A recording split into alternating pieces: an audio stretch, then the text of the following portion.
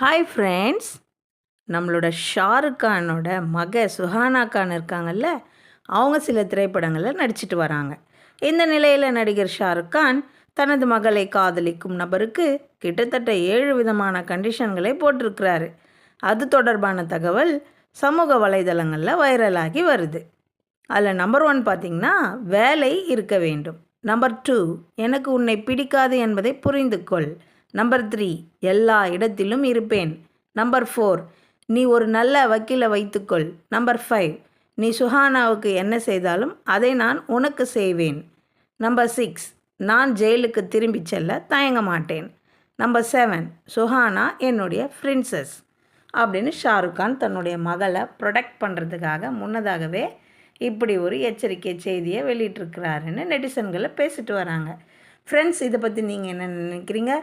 Like and comment and subscribe.